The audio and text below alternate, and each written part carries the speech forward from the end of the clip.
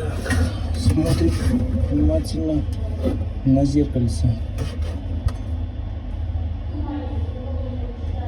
Ну.